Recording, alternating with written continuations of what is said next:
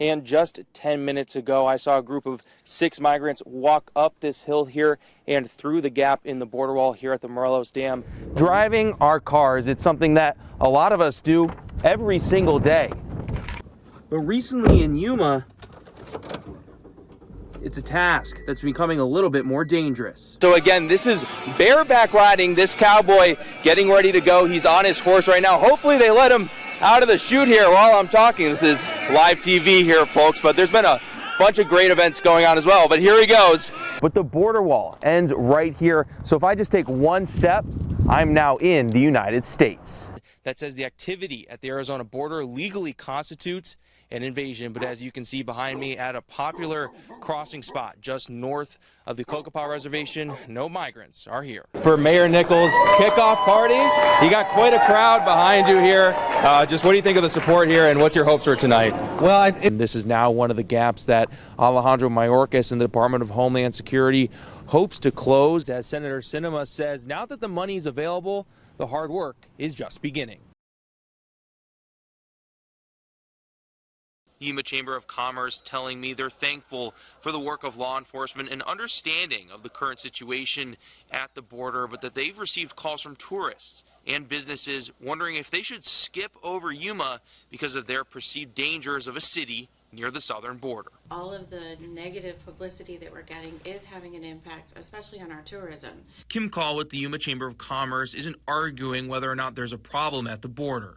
And I've watched the federal government's failure to address this border crisis my entire life. There are terrible things that are happening here every day. It's a national security crisis. It's a public safety crisis. Call says she appreciates policymakers visiting Yuma trying to fix the issues at the border, but believes the attention is hurting our economy.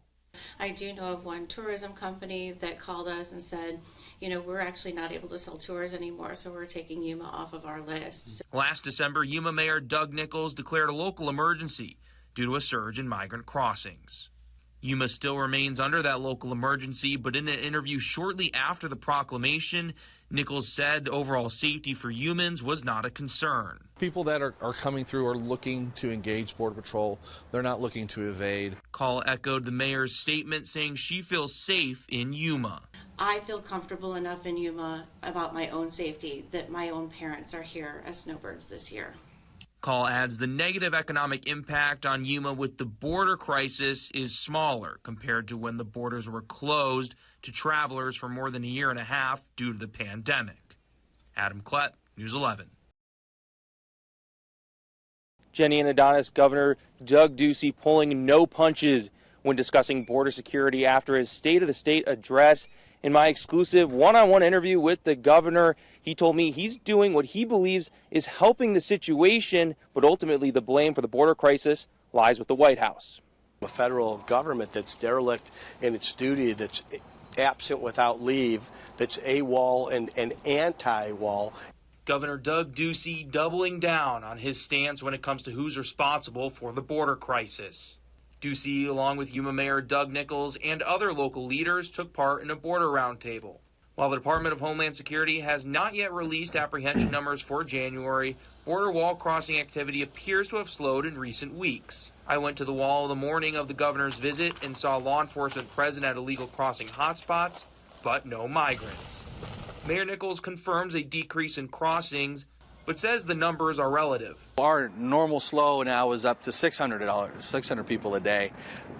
That's not anywhere near normal. Nichols added Yuma remains in a local state of emergency due to recent border activity. At this point, there really hasn't been a dramatic change to want to change any of that. The local emergency was declared in December when Border Patrol reported over 1,000 illegal crossings daily over consecutive days. Governor Ducey says the crisis won't go away on its own and that current federal government policies are concerning even if crossings are down temporarily. As long as there's an open borders policy, there's going to be a stream of illegal activity and people from other countries coming across it to take advantage. Ducey confirmed the National Guard is still serving in a support role to law enforcement in Yuma and for now will continue to, despite a recent legal opinion stating the governor could militarize them. Well, we're going to continue to use the National Guard. We surge badges to the border to support law enforcement.